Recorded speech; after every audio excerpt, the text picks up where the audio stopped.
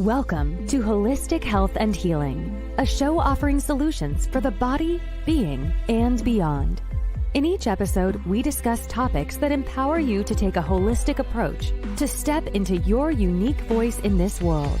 Now, here are your hosts, Dr. K and Hank Setala, the Sonic Shaman.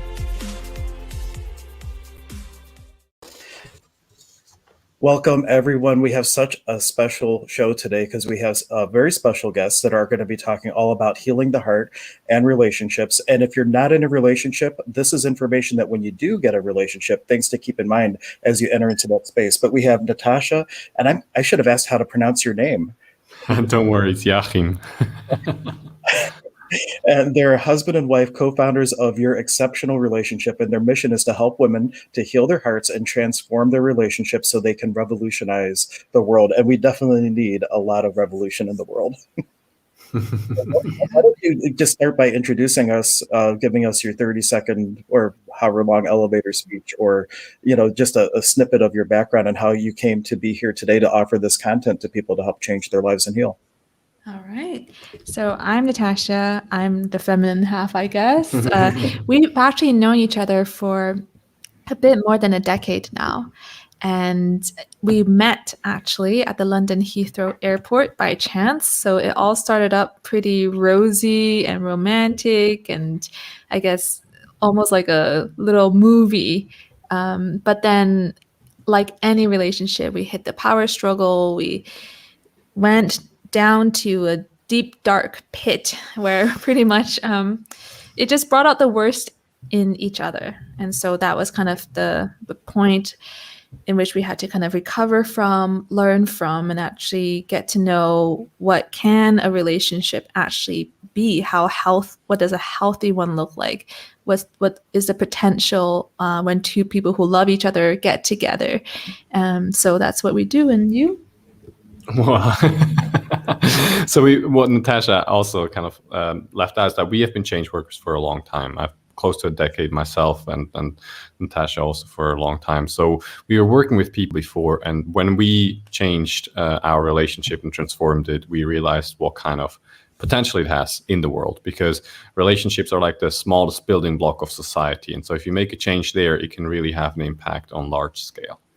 Yeah, one of the things too, and Dr. K can chime in as well, that when it comes to any relationship, as you enter into it, one of the biggest things and the first thing on my bullet list was the importance of really healing yourself and like stepping into your, let's see, the exact wording, how to have an exceptional relationship while being true to yourself. And that being true to yourself is like the hugest thing, because so often we sacrifice and to fit into a box of relationship, and then everything starts to kind of spin out of control from that as we divorce from ourselves, really, as to fit into a relationship. Has that been your what was the, let's see, what's the question? What was your awakening point to realize that you had to do that self-discovery in order to keep the relationship healthy? Yeah, I'll go because I really struggle with that staying authentic part, staying true to myself part in our relationship. And I think it's partly because when we did get married and finally moved to Switzerland, we didn't have to do the long distance anymore. When we got married, I had this idea in my head that for our marriage to do well and be successful, I had to be a good wife. And somewhere, I don't know even where I learned this, but I thought being a good wife meant that I had to make him happy. So only if this man is happy with me would he stay. It sounded logical in my mind. So that's what I tried to do. But I didn't realize that all of that was just based on assumptions of what I thought this guy wanted. I don't know what happiness means for him. I actually don't know how to make this individual happy. But yet I took on all that responsibility, and I put it above all else because I'm like, I'm not going to fail. I'm going to be a good wife. So in the end, that actually pigeonholed me into saying yes to so many things that actually didn't feel right, getting my boundaries crossed consensually, right? So it's not even like, oh, there's betrayal and cheating. It's like I said yes to those things myself because I thought it would make him happy. So in all of that, I lost myself. And it was, in a way, I thought I was doing the greater good, but I really wasn't, because for so many years, I didn't even show up in the relationship. I didn't bring my voice. I didn't speak up when something didn't feel right. I shoved down those emotions because I thought, who am I to ask him to change? Okay, maybe that hurt a little, that interaction, but no big deal, So I just push it down and down until I couldn't anymore. So it wasn't actually a conscious choice when I actually became vulnerable and shared with Jachym how I was feeling and how hurtful our interactions have become. It was pretty much I was pushing myself into this corner where I didn't recognize myself. I didn't know what I was doing. And it didn't help our relationship. In fact, it just derailed it more than anything. One thing that, as you're speaking, and Dr. K talks about this a lot, is the element of people pleasing. And this is besides married couples. Like in married couples, you bring up a great point. It kind of blindsides you because you're doing it all, in the context of the relationship. And we probably put up with our partner way more than we would put up with a neighbor or a stranger. Dr. K, with people pleasing, is there anything that you could speak to for the specific to relationships? I know it's a common topic that we talk about. Yeah, we've been round and round with the relationship topic. I think what I'm realizing as even I go through life is people lose themselves in a relationship and then they become very unhappy. And I'm sure both of you can kind of comment on that. It's like it all starts good. You meet somebody and then you put on your best front and you put on your suit, but then reality sets in and then people lose themselves in the relationship and they lose themselves in the marriage. And then, like you both commented, before you know it, you're trying so hard to please the other person that you're neglecting yourself. And I think a lot of times when people get married and have children, then the attention goes on the children. Yep. And then empty nest syndrome sets in when the kids are gone and off to college and everybody's gone. And then it's like, who am I? We've lost the who am I in the whole process. And I think that I would, I guess, say that somewhere that needs to be honored, that you still have to stay in your authenticity. And that's, I think, the challenge that people really have is don't cross those boundaries where you feel like you're giving too much of yourself and then you're not loving yourself enough. But then the other person wants things too. So it becomes this sort of circus of things that we do. So hopefully we'll address and discuss some of those things and provide some solutions for people so that they don't lose themselves and still love themselves just as much as they were when they entered the relationship. Yeah, I think one of the biggest things that hurts in relationships is if you saw the movie Jerry Maguire, he's like, you complete me. If we're going into a space where we're not complete to begin with, then the relationship already is starting with like this big missing piece because we're never going to complete ourselves through another. We can express ourselves more exponentially in a creationship with a person. But if you're not in that space where you're sacrificing yourself, then you slowly kind of like the plant kind of starts to dwindle.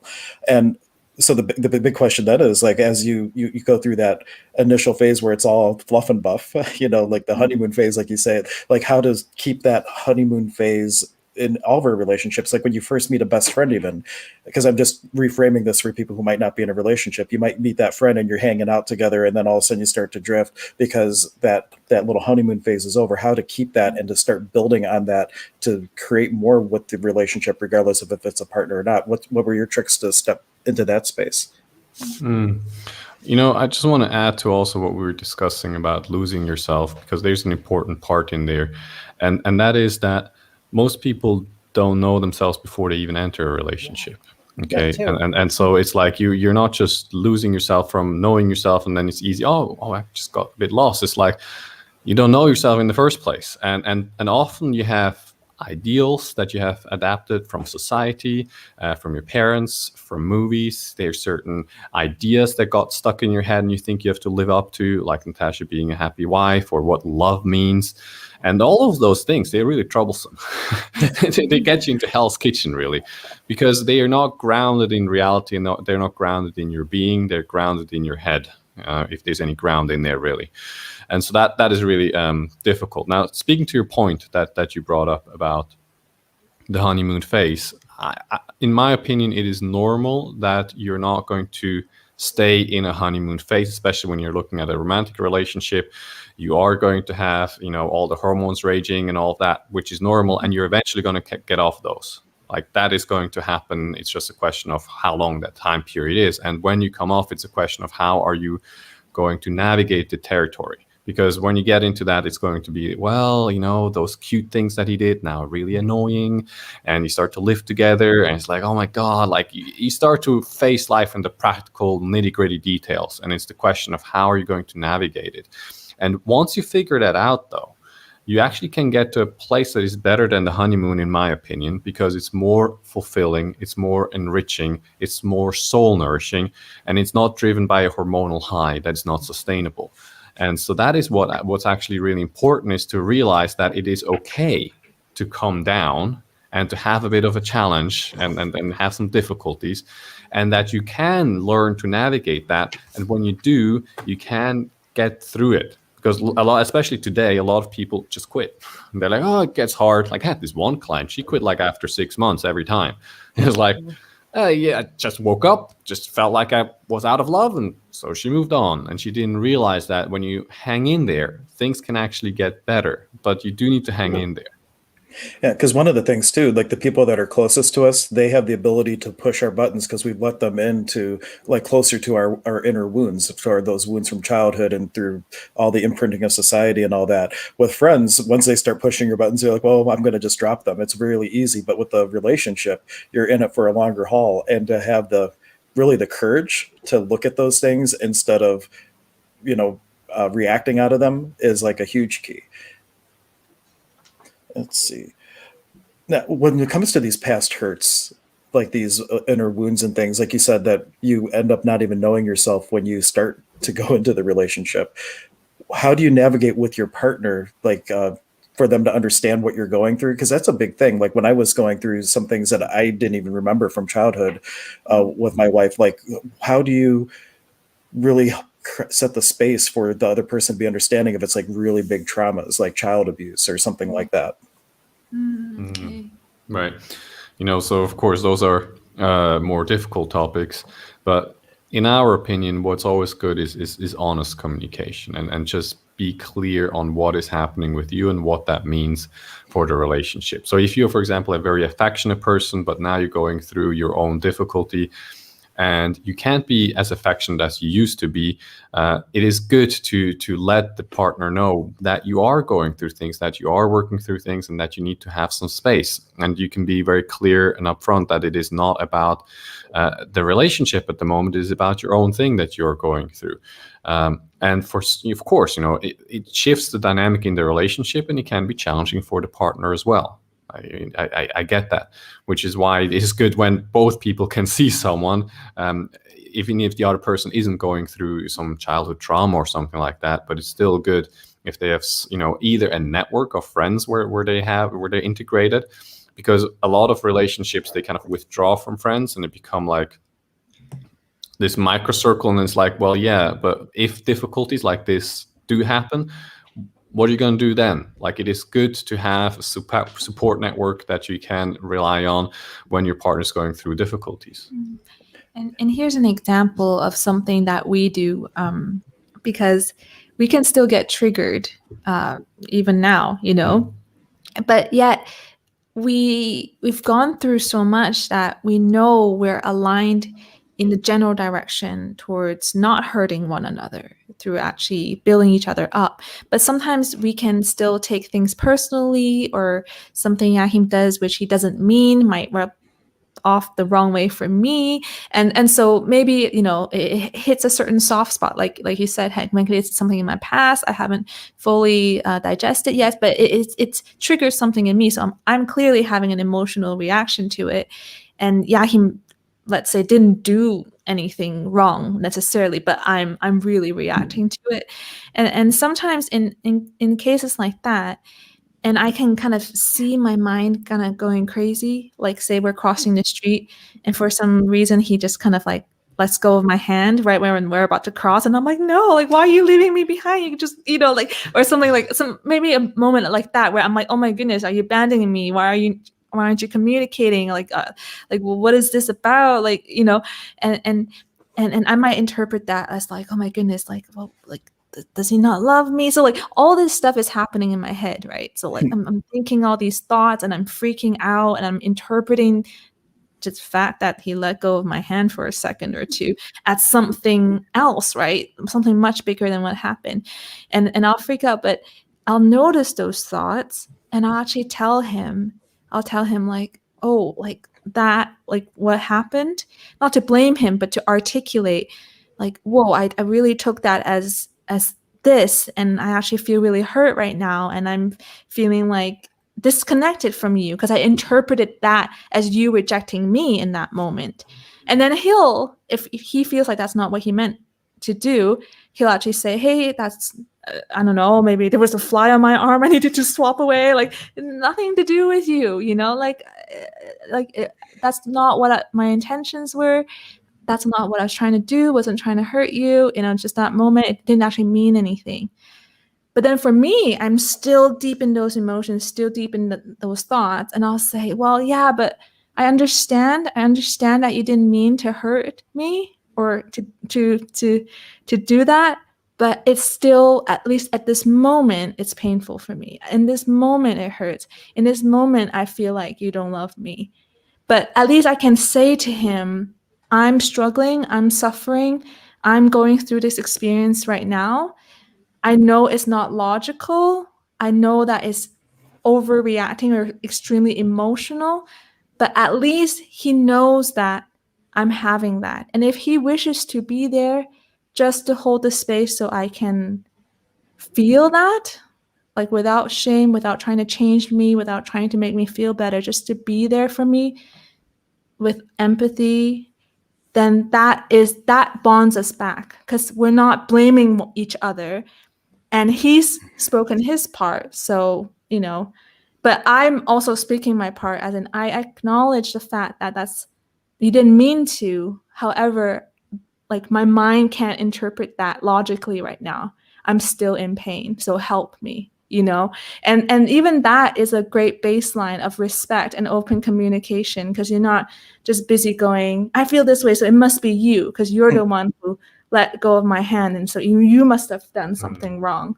And then that usually kind of spirals into conflict and a cycle where there is blame and then you're locked and you can't help one another.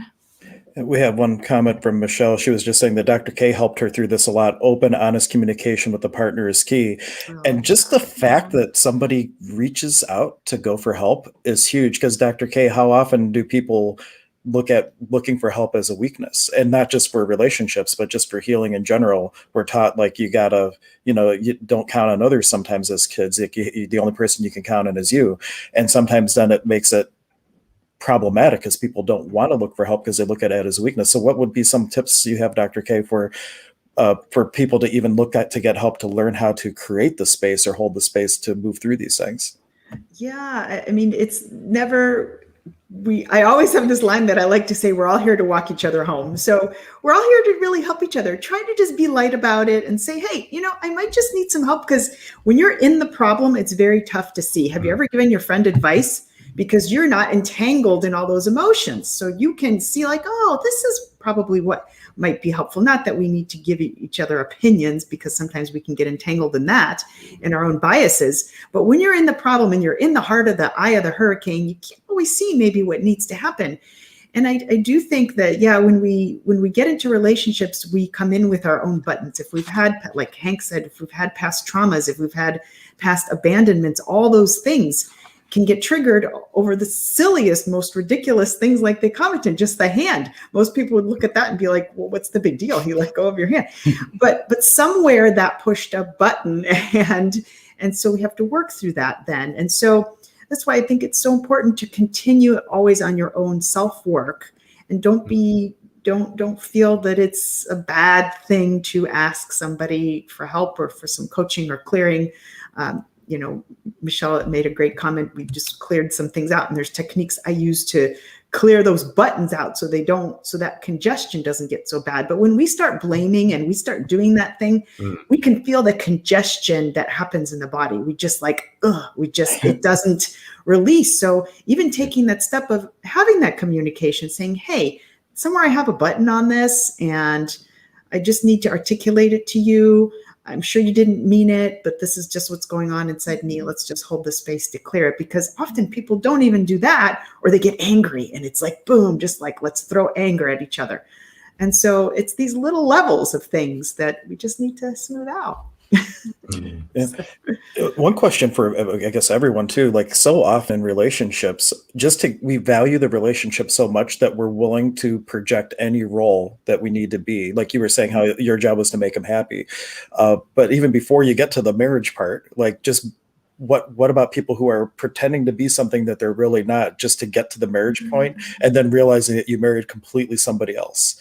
And so there's all this baggage that was there that you might not have known because they never really were authentic. And now it's like two complete strangers actually meeting once they take the masks off, and like, who are these people? Are those situations that you can work through? Or is there times where you say, sometimes plants need to get their own pots and, be separated? That's kind of a dicey conversation because you didn't marry the person you thought you were marrying. I'm sure that never comes up for you, right? Yeah, I mean, it always depends on the situation. Like, okay, you took your mask off. Well done for you, first of all, to take your mask off. That's a good first step. But you also got to be prepared that there is going to be a reaction, because the person doesn't know all of what's been behind there, and vice versa. And so, yes, there are points where it makes no sense to continue down this path, because it's just such a big gap between the two things, the mask and what's really behind. But many times, actually, a relationship can go a lot deeper and a lot more intimate when you take off the mask, and it can be a great growth that can happen in the relationship. A lot of times we don't realize that the challenges that we face, which sometimes can be very, very difficult, they are often catalysts, and they can bring us closer as a couple. And so I wouldn't be afraid, just because it may be challenging. Yes, it may be challenging, but you're going to learn a lot. And if your partner is coming with you and you stay together, you're going to be a completely different couple, and you're going to have strength that you didn't have before. And that's why it's so vital to be honest and be open rather than trying to hide it all. And sometimes we're under the impression that we know our partners way better or way more than we actually do. In fact, we think we know them inside and out, but you really don't. And so I think that is something to be challenged in itself. Like, say before the marriage, say this person didn't really have a mask on, but how well do you even know them at that point? With this time that you spent together, there's still a lot more to uncover. Like for us, when we've been married for a while now, but when we decided to work together as business partners, it was like I had a sandwich, and I'm like, wait, there's a third patty? Like, where did that come from? And how come it tastes like that? Because I didn't realize that Jachym actually operates really differently. He thinks differently. How he do things, how he works, completely different than how I would. And so we had to completely learn aspects of each other that we just didn't even notice before. It just didn't come up in our sharing a home, being in a relationship. But once we got to overlapping work together, it was something that we needed to work out all our differences and actually understand each other in those new ways. So we thought we knew each other, but we still didn't. And here's the thing too, just to reference astrology, I don't know if you follow astrology at all, that they say the first 28 years is you being programmed. The next 28 years is you unprogramming yourself. And so oftentimes we find our partner before we're stepping into who we are. But now what if once you're together, like the pulse of the soul, call it, is inspiring you to go different directions to revolutionize the world? How does one be in a relationship like that and being able to be that partner? Like, you guys are great because you're actually working together, but say that inspiration is taking completely different directions. Are there ways to stay in a relationship and honor those things? You know, I think there's something that's really important in relationship, and that is intention. And it is really not talked about much. Like when we talk to people, it's like, wow, why did you get married? Well, I liked him, I liked her, it was great, we had great chemistry, and we thought it's just going to be like this for the rest of our lives. That's it, right? And so you just stumble into it, and then it deteriorates, and there's no vision, there's no intention behind it. And that's when it comes together, it's like, okay, why do we want to be together? Like, what is important to us? What do we want to nurture in this kind of relationship? And so you can have a relationship vision that's very much aligned, and you can still have different life purposes. So one person can be very much aligned towards career and, being corporate, and the other person can be more towards healing and health and all of that. And at the same time, you can have a shared vision that you're creating together. As long as you're on board with that, then there's no issue. If you're not on board with that, if you have hugely different values in terms of what the relationship is about, then that becomes more challenging. You gotta really have a conversation to see where is the person at, what is really important to you, and why is it important to you? Because just because you have different values doesn't mean it's doomed, but it takes a lot more care and a lot more intentionality to make sure that you are honoring both sides. And just to share part of my own story, my wife is from Germany. We had a long distance relationship from like 1997 until we got married in 2005. And then she moved here a year later. That relationships don't necessarily even need to be occupying the same space, same house. Like if we needed to right now, we would be able to be in completely different places and be able to continue to have a wonderful relationship, empowering each other to grow and things. So I just thought it's important to mention that, because we have this particular idea of what a relationship looks like. You have to have the thing they call the house or the apartment together, but relationships are really about creating together, and you don't necessarily need to share a space to do that. Yeah. Go ahead, Dr. K. That's the challenge. Not even a challenge. It's some of these things that society has put on us. You have to be in the box. You have to have the white picket fence, and you have to have the ring on your finger, and it has to be a diamond, and all these things that we have created. And when Hank and I did our little segment on relationships a while ago, when I researched relationships, and marriage didn't exist like 8 million years ago. It just was, procreation and all this stuff happened. And somehow over time, we've created this situation, this box where you have to sign a piece of paper, you have to live in the same house. And I'm kind of going through that now. I'm like, do I really have to live with somebody? Because I really kind of like my own space. I have a pretty big, my field is pretty big and it needs the space. And so sometimes when somebody's and cringing on that space, it's kind of like, you know how it is. It's the little stuff. And I find that I'm more empowered and I feel better and quieter in my head, because you have somebody that wants to watch TV and I don't want the TV on. So it's these little nuances that start happening.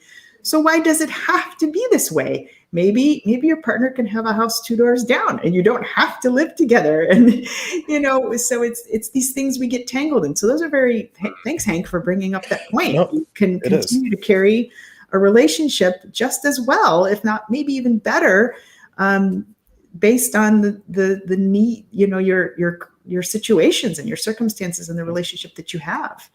And that's one thing that I love with my wife being from Germany. Usually before COVID, she would take the kids and they would leave, and I would have like a month, maybe a month and a half, all just to myself, just me, myself, my soul. And I relish that. So but sometimes people don't give themselves permission to give each other like quiet space or space alone and all that. And another thing I wanted to bring up, and it's going to lead into like a quiz that you offer on your website, is so often people, like if you think about NLP, because that's one thing I'm trained in, which is neuro-linguistic programming. People have different strategies to give and receive information. Some people need to hear things. Some people need to be shown. Some people need to be, they need to be visual and things like that. Could you speak a little bit about that? Because my NLP teacher taught that a huge percentage of relationships that are having stress, everything's fine. They're just missing each other in communication. And if they just tweak how they're presenting what they need and what they're looking for in the relationship, a lot of that can be fixed just with a simple change like that. Yeah, absolutely. I'm going to say I'm hypnosis trained, so I know a little bit about the NLP world as well. But what I found really vital actually in relationships. I found the work from Gary Chapman really useful as a framework, which is the 5 love languages. And it's just a simple idea that we have different ways of expressing and receiving love. And you may have a very misalignment in that. Actually, we had a misalignment in that. So Natasha is more geared towards acts of services. That means like doing things in the household or like preparing some nice meal for me. And for me, that really wasn't that important. I didn't associate that with love. For me, it was more important to have physical touch and quality time, just being together and present with each other. And so we had this situation where she would be like busy doing stuff in the kitchen. I would be frustrated in bed, like, why did you just leave me? Like, why don't you come and like cuddle me? And she's like, well, why don't you come and help me? We had such a misalignment. And then we realized, oh my God, we are like in opposite camps. So I start to realize what she's doing it out of care. She's not doing it for another reason. It's her way of showing love, and the other way around. So knowing something like this, as simple as this, can really make a big difference in a relationship, because suddenly you start to understand that the other person was trying to communicate love to you, but you didn't get it. Like, I literally didn't get it because it just didn't compute. Like, I just was oblivious to that. It wouldn't have occurred to me. Let's say it this way. And so when it does, then you're like, oh, okay. And then you can adjust yourself. So I can show love through acts of services. She can show love through ways that I understand. And that really makes the relationship a lot more functional and a lot more heartfelt, because both of people understand what we're doing. And that's exactly where I was going with that question, because my teacher even said that your courting strategy, like when you're in that honeymoon phase, is completely different than your long-term relationship strategy. So things that showed love at the beginning aren't relevant anymore, and vice versa. And it can get really confusing. And you have a quiz on your website, which is at yourexceptionalrelationships.com/understand. What exactly, when people go to take this quiz, what's illuminated for them in terms of how they function in relationships? Well, what we've noticed since working with couples, or mainly wives, is that if there are unresolved issues or the relationship is on rocky grounds, the symptoms usually can be shown within how they interact and how they communicate between the partners. So even without meaning to, there might be more passive aggression, there might be a bit more nagging or bickering, conflicts not being resolved, right, or feeling misunderstood. So all of these things kind of start to trickle into like everyday conversations, not just when it's all those sticky topics, as in it's time to talk about that, the thing that they maybe struggle with. So we've noticed that, okay, if things are kind of starting to go off track, or they're completely just, you're in a downward spiral within your relationship, then it's really good to actually check in to see how is your communication. Because oftentimes, like Dr. K said, we're so in the moment, we just blurt it out, or we just say it, and we barely remember how we said it, the words we used, the body language, we don't remember. So this quiz can give you a bit of, you can troubleshoot your communication and actually look at each scenario. It's kind of like a scenario, like what would you say, what would you respond and do in this kind of example, and then you can get the results, which kind of then show you, okay, how is your communication? Is it very, very healthy? Is there some, communication mistakes that you make that actually tear you and your partner more apart and is hurtful, or is it quite toxic? So it's good to troubleshoot and take this quiz as honestly as you can. Now, would this be beneficial for somebody to, like, say they're not in a relationship, but with this awareness, like going into a relationship probably gives them a lot of insights as to how they would communicate with a partner or a future partner? Yeah, if they have some kind of reference point, because when you think about it, you got to have some kind of thing where you can be like, yeah, this is how it responds. It's the difficulty of a questionnaire is always like your imagination and reality. So if you are honest and how you would actually respond, that's really good. But even just reflecting on the question can be great. Like, we had one person write us that they had a really good score, but they realized some things in the communication that they were doing, they weren't as open as they wanted to be. And so even if they had a great score just during the quiz, they realized, oh, actually, there's things I didn't address yet. that need to be addressed. And so that in itself is quite beneficial. I'm kind of curious too, because like Dr. K and I are more in the energy world for healing. Like she's a functional medicine doctor, but then also does like pranic healing and things. I do shamanism and sound healing, and we work with people for like these original wounds and things. The relationship world is like where you work with people in terms of the getting them to have better relationships. Do you find that people have like deeper wounds that need healing, or is that something that you help people through too, through the coaching process, or is there any energy work involved, out of curiosity? Yeah, I mean, absolutely. Like, let's say if you're not going to address those things, you're just going to stay at the surface. And it's not that you can't do good on the surface. There's some good things that you can do, but if you really want to have a transformative impact, you got to go deeper. Absolutely.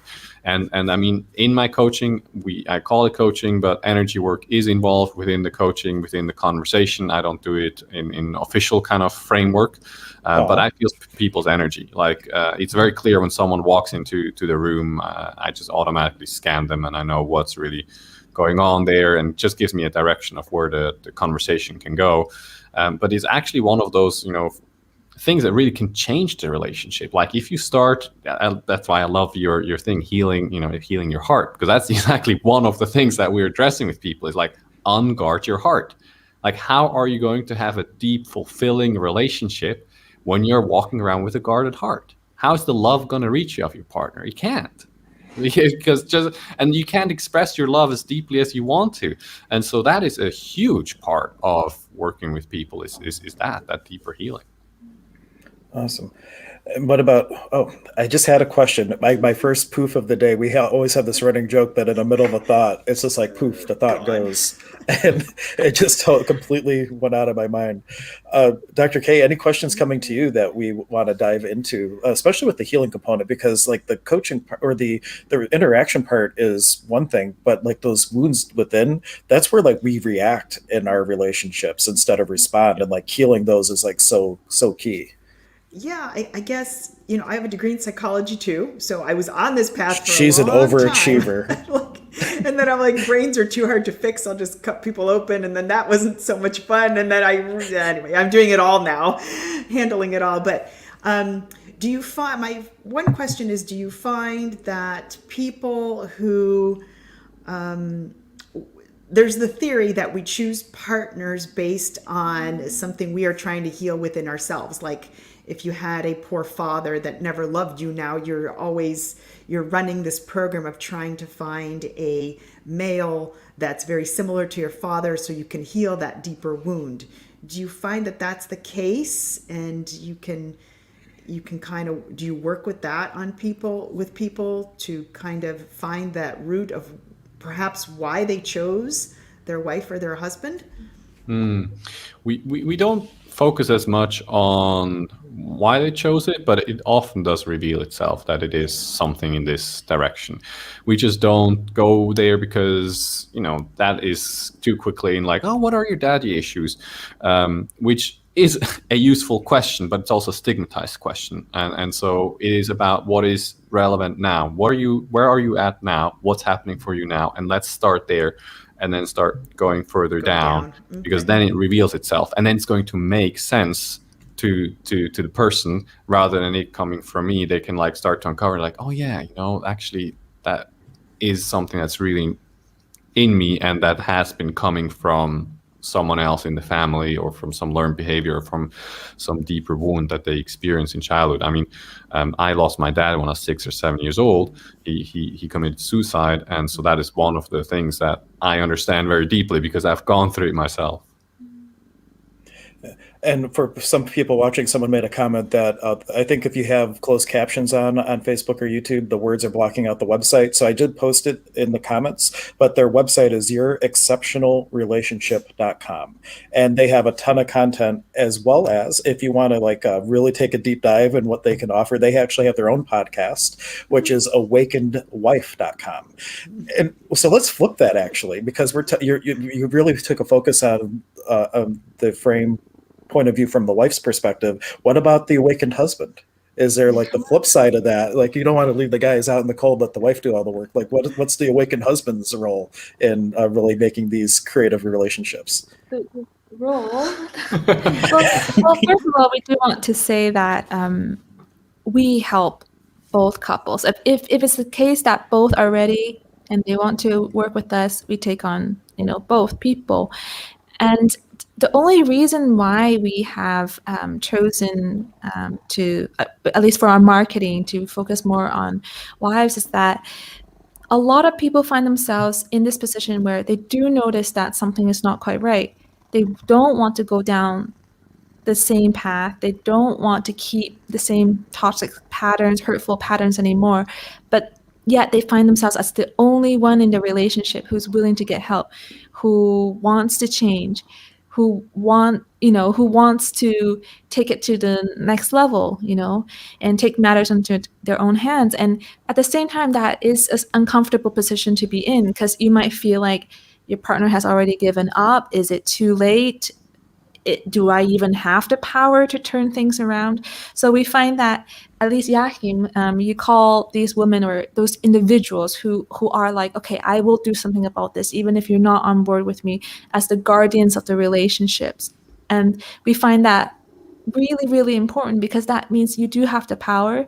And if one person, one half of the relationship, is willing to go in a better direction, then there's hope. There's hope, because whatever you work on yourself, how the reactions you have, the thinking that you have regarding your partner, if those things start to shift, and how you understand the relationship and communication, if all those things starts to shift, you're going to act differently when you go home. And every single interaction after that is a new opportunity for your partner to either run away and be scared of this new dance that you're doing, because they're like, what is this now? I don't know this. Where's your red hot button I press so you get angry? There's nothing to press. So they can react in different ways, but every single thing that you bring home that you do differently is a new opportunity for your partner to actually show up, and also to choose a different way of doing this relationship with you. So we found this, I guess, very specific place in which people are struggling. And we find it really courageous that people at that moment want help, and yet are a bit like, oh, can I do this on my own? And that feeling of being alone on this journey too. So that's why we really stepped in and said, hey, we're going to focus on wives, and we're going to help you in that specific situation. But it doesn't mean that husbands can't do it. So there's the awakened husband, of course, as well. It may come in the future as well. Yeah, that will be like another podcast you can do, the awakened husband, as you heal all the wives. But it was a really valid question, though, because and I find that my clients, and Dr. K probably has the same thing, I would say 90% of my clients are women. And when I do have a male client, some of them come on their own, but I also get the guys come in there with their arms crossed, that the only reason they're there is because they've been drugged there by their spouse or by a family member. They really have no interest in healing or anything like that. So it seems like women in general seem to be more receptive to this type of change. I think men are coming around finally. But like when I took Reiki, I was the only guy in my Reiki class of like 20 people. And I'm like, oh, this is interesting, So it's wonderful that hopefully the men are coming around too, and we'll see more men. Is that the same with you, Dr. K? Are most of your people women, or do you have a good balance? Yeah, I have a decent balance. I have had men come to me, and I'm intuiting that I do really well with men, actually. I just have that way. And so this is a really interesting point of bringing up the awakened husband, because I think men are starting to come around. And I don't know if this is a karmic thing, because men are taught, don't open up. You're going to show a sign of weakness. You're a wuss. Whatever the other word we use, don't open up. Don't show your vulnerability. But when two people can do that, I mean, that's where the magic happens. And sadly, I will put myself out there. I was in a 17-year-long relationship. And to this day, this person, if they had only really just actually emotionally vomited all the stuff that they needed to get out, the truth, which I saw very clearly, everything would have changed, and everything would be better and continue to be better in this person's life. But men kind of, I think, get a little stuck in some of these spots. And I think I'd like to encourage them to, like, hey, it's okay. Nobody's going to bite you. Nobody's going to think that you're inferior or that you're a wuss. it's not. We're really all humans, so let's just make it the best we can make it. So I think that's on the horizon, and I hope you guys, find the awakened husband category because they need it. Yeah. And Dr. K, you can send that person that the understand quiz so they can go and figure out maybe never there's take hope. That's why we're that's not right. together anymore. But oh well, it was a long lesson of self-love. So it's okay. It's all good. Yeah. And that's an important thing too. Even if a relationship fails, like I was going to have a guest on a couple of weeks ago, and then we had a time conflict and we have to reschedule, but they were all about healing after divorce. So like if you are going through that space with somebody and they do have the realization that, it's a disservice to us to stay together at this point. Yeah. Like like just having support going through that, because that is like how much judgment do we put on ourselves because the society and the vows, depending on how you're married, till death do us part, like all this pressure from conditioning about not wanting to let a relationship go that's really not being a service to either partner. It's a huge thing. That's huge. Yeah. So are there any questions that we haven't asked? Because I mean, there's so much, just looking at the information that you gave us for being on, like, is there anything that we haven't talked about that you really want to actually talk to the whole, let's see. I was seeing that you were on an Australia national TV show. So that might be a fun little thing to talk about, like just in terms of a feather in your cap, if you will, of being recognized for really being able to help people in relationships to find space to be together. Could you talk a little bit about your experience and what led you to be on such a prestigious little media outlet there? Right. So that comes back to when we were first together, we had a radical experimentation around love and what love means, and is love really for one person only? So we went through various phases of having an open relationship, of having a semi-open relationship where one person can go out and experiment, to having a polyamorous relationship. And so that was the topic of this TV show, was around that. And just to be fully transparent, like for me personally, a lot of that drive, first of all, came from an idea that I felt for, that love needs to be unconditional, so therefore it should be for everyone. And I got possessed by that idea. And second of all, the death of my father was the perfect thing for having an open relationship, because I can keep people at a safe distance, because I was afraid of love. Love was dangerous to me, and if I get anyone too close, I'm going to get hurt. And of course, by keeping people at a certain distance, you're not going to get the love. So all I'm doing is I'm going to relive the same thing over and over again. And so once I actually resolved, we're coming back to those deeper wounds. Once I resolved that wound and started healing that is when the relationship also started transforming. Yeah. And what we wanted to share on that program really is that so many people chase adventure and pleasure, thinking that would make them happy. And so it goes back to people trying to replicate the honeymoon stage. Like, oh, maybe we need more dates. Maybe we need this. Like, if we only did that more, that activity more, we'd be happier, or we'd have more fun. And people are trying to recreate that pleasurable moment in time that's a highlight in their memory. And what we are saying here is that, first of all, chasing those adventures for pleasure, or pushing yourself like spiritually, like, I'm not a jealous person, I can deal with all this pain, even though you don't, you just deep down want to have a monogamous relationship with your partner. Maybe that's your truth. Maybe the truth isn't to give your partner all the freedom in the world, whatever it might be. There's so many misconceptions that we have, but at the end of the day, if you want to love deeply and receive love deeply, it requires a level of commitment, and actually, like Dr. K said, like this vulnerability where you sink deeper and deeper to having these, more intimate interactions with one another. And it doesn't have to do so much with those highlights and pleasure and recreating the honeymoon moments. It's way more fulfilling because you're sharing more of yourself with your partner. And that's really quite difficult or even impossible to do when you're fixated on the results.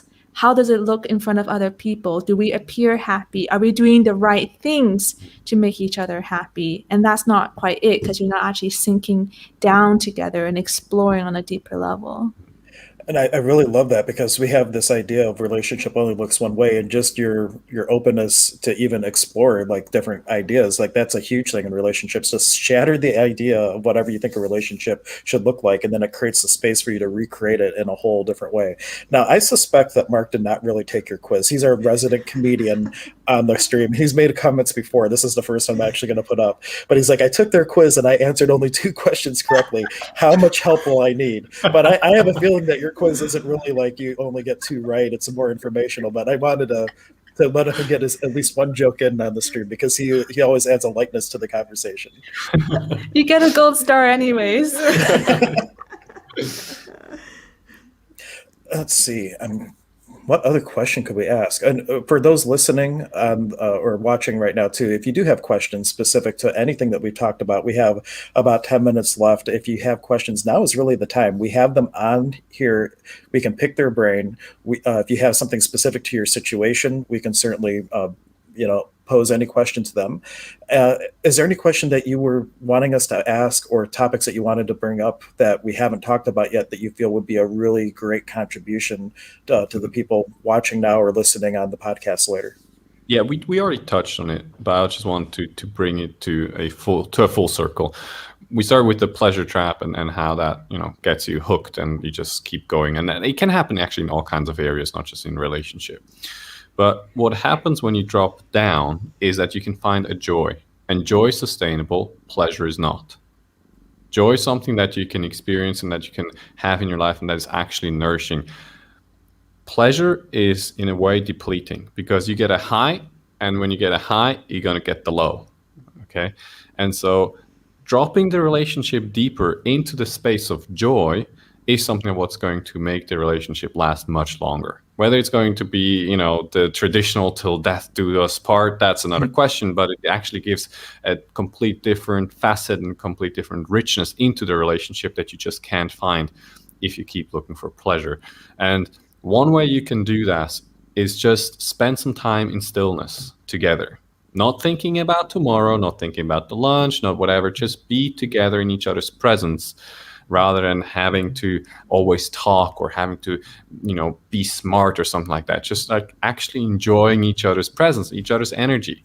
And that in itself can really shift the seeking for pleasure and bring it more to the joy, which is harder to detect at the beginning because it's more quiet, but it's so much more enriching. Pre-kids, my wife and I, at least once a week, we would sit down and do like a couples meditation, usually using something from Dick Sutphin, who was he just passed away last year, but he was like really big into the binaural beats and doing like hypnosis to do different things. And we would do these. We took classes together based on spirituality, like finding something spiritually centered to both experience together. I know that's one reason that we really were able to maintain like this creationship that we have from our childhood sweetheart that was also for an exchange student. It's like something that never happens except in movies, and we were able to do a long distance relationship and are still thriving together. But it was really, I think, that spiritual base that we had at the beginning that even now with kids, to Dr. K's point, once kids are on the scene, it's like you don't exist for each other anymore. By the time the kids are out of the house, you're like, who is this person I married? But we're able to stay a lot more centered than we might have otherwise had we not had that base to build on. Yeah. Dr. K, did you actually do anything spiritually centered with your friend that of 17 years? Just out of curiosity, or are you under the bus a little bit? Not even. He doesn't even have a concept of that. I had to, towards the end, as I was leaving, I said, because obviously at that point I had shifted so much internally that one of two things happens. Either the person falls away because it's too difficult for them they can't match that vibration, or the person now wants to be with you because your vibration's so much higher. I said, well, you might want to look up, should I say, what an indigo is, because I'm an indigo. And so he started researching all these things. That was probably as far as that went. But it was I was a little too separated at that point. It just wasn't healthy. So, and I think that's the point to state too. It's like, we're not here to say that if you're in a toxic relationship and somebody's like an alcoholic, and no matter what you do and you're trying to save that relationship desperately and maybe it's not moving, continue to do that internal work, like both of you say, because you're going to gain something out of it and you're going to improve. And either the other person will then go, oh man, I really probably this might be good for me to make some shifts, or they won't. And so when you come to that point, have you had people then that come to you and say, all right, we've been at this for 6 months to a year and the other person's just not willing? You have to make a decision, I guess, right? Or how, yeah, you absolutely have to make a decision. But at that point, when you're back in alignment with yourself and you feel yourself and you know what's right for you, the decision is going to be much easier than when you're lost in the story about what you're going to lose and all the fears which are coming up. It's like you're centered back in yourself and you're like, okay, I know what's good for me, and you're going to make the decision from that heartfelt place rather from a fearful place. Yeah. Perfect. And plus, there's something quite magical that happens when people do start working with it, and it doesn't have to do anything with the work, but the fact that they reached out to someone and started a process of change. Yes. It means that they no longer wait for their partners to change, and that in itself is a huge shift. Yeah. So that changes, everything. That's what changed for me. I started doing, and I'm like, stop looking to the external, look to the internal, and do the internal work, and everything shifts, everything. Yeah. And that's a big takeaway too for anybody watching today, that you're not in a relationship right now. Having that quiet time and starting to take a deep dive and healing the things that are your buttons, it's just going to elevate the relationships that you can draw your life. And then you're, instead of, meeting someone and not really knowing who they are, you're going in more authentically, and you're going to, there's like the law of attraction on the onality side, like attracts like. If you're creating or looking for a relationship from the duality, opposites attract, and you find someone that's going to mirror your crap back to you. But if you've healed your crap, then you get to, like attracts like, and you'll find that partner that's just going to really allow you to step into a place of creationship instead of relationship. So do your inner work, do your inner work, do your inner work. is the mantra of relationships and learning how to respond through life instead of react through life. So even if you're going to be a loner your whole life, do your inner work. You're going to enjoy everything so much better. And Mark has a supporting comment of the day. Thank you so much for great knowledge. My heart is filled with love by tuning in. Enjoy each other and enjoy your weekend. Thank you, Mark, and thank you for being such a huge advocate for the show. Any final thoughts as we, definitely for everybody listening, you can check out their podcast at awakenedwife.com.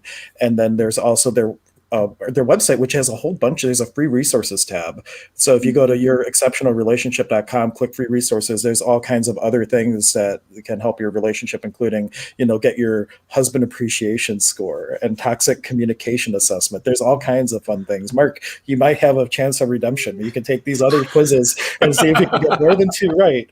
You'll be able to, grow a little bit more with that. But on a serious note, any final words of wisdom or books that you would recommend for people to read that can give them some context? Like I just started reading Divorceless Relationships, and it's been fantastic. It's an access consciousness book. Anything like that, or final thoughts that you want to leave people with?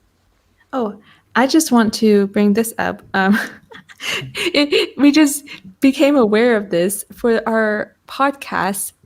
Just put it awakenedwife.com without the www. Just go awakenedwife.com. Apparently, if you add the World Wide Web, it doesn't work anymore. But that's just one side note. Yeah, you can do that with the C name. You can fix that. So it's an easy fix. But yes, it's an easy fix. Yes, final words. Okay, look, the more honest you can be with yourself, the more authentic you can be in the relationship. You can have all the communication, you can have all the openness to your partner. We had all of that, and it went downhill. Why? Because we weren't honest with ourselves. The first person you have to be honest with is yourself, because otherwise you're not going to go anywhere. You just, you're lying to your partner, not because consciously you're lying to them, because you are lying to yourself in the first place. And so you want to have an exceptional relationship, start being honest with yourself, and then create from that honest place, because the relationship you're going to get is your relationship, and it's unique, which is why it's exceptional. It's your own relationship that you're creating, and that's right for you, rather than trying to fit yourself into some box that you don't belong in. But you have to have the honesty, and that can be challenging at times. It was challenging for me. See, I could just take that one part, edit it. That could be the podcast now. Done. Mic drop. Yep. And how about you? Any final thoughts? I like to say that it's so strange. It's really so strange that it is usually in these intimate relationships where we find ourselves, very much triggered, or, the relationship or our partner bring out the worst in us.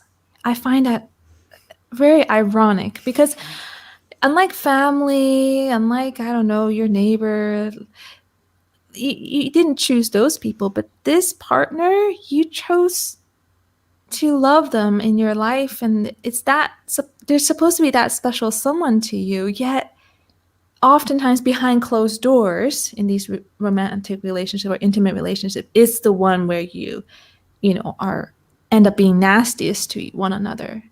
And also it's the same thing. It's like this is getting a bit gruesome now, or like a bit bitter, but like, when someone goes missing or someone gets murdered, sorry, like the police goes, okay, who's the partner, who's the ex, or who's, for me that's mind-boggling, because why are they looking for the person who has done the most harm as the one who's supposed to love them?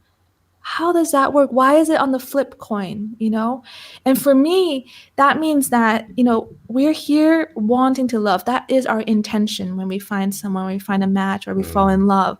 We're here to love, and we really, truly are here to not just love and be loved. So, yeah, there's this opportunity here, and everybody goes through the struggle of the power struggle, the honeymoon phase, fizzling out. We all go through this, but yet, in the media, in Hollywood, we watch the movie, they end right at that point, and they make you feel crazy. Like, why is my relationship deteriorating? Why am I facing real life stuff? And they never do, And so I want to say that if you're facing these challenges, it's normal, but it is that opportunity for you to keep coming back to love, and you can heal. It's that opportunity to heal.